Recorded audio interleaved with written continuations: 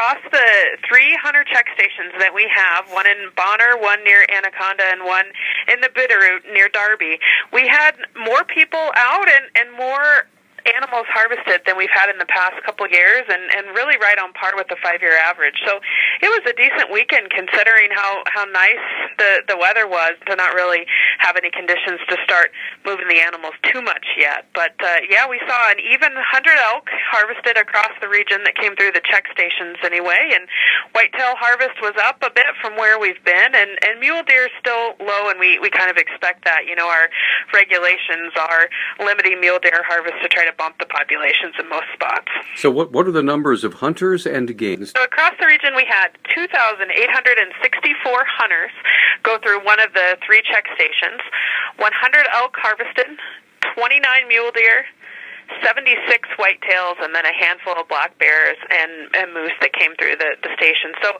a total of 212 animals through the hunter check stations, and that is compared to 183 on opening weekend last year. And so those numbers bumped the hunter harvest success up from 6.5% on opening weekend in 2014 to 7.5% this year. Well, I understand that we're actually expecting a little bit of snow, like up in the Lost Trail area tonight.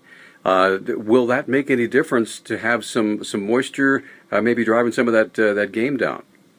Yeah, the moisture should make a difference. So if we start to see snowfall, then the animals really should start moving. It, of course, makes tracking easier, so it just helps to bump success rates by being able to tell where the animals are going. So if we start to see snowfall, and if that continues through the season, it really could shape up pretty well. You know, at most spots of the region, elk numbers are looking good, and whitetails seem to be bouncing back from where we've been over the past 4 or 5 years, really back to more of the conditions that we saw in 2006, 2007 in that time frame. So could be a pretty good season for deer hunting as well for whitetails anyway. I ordinarily would ask Ron this, but he's out for the next couple of days. But tell me about the economic impact that all this hunting and all these folks getting out in the woods has on the western Montana economy. It makes a big difference in, of course, the places that are catering to local hunter traffic, so local motels and restaurants and places that are service providers, as well as sporting goods stores.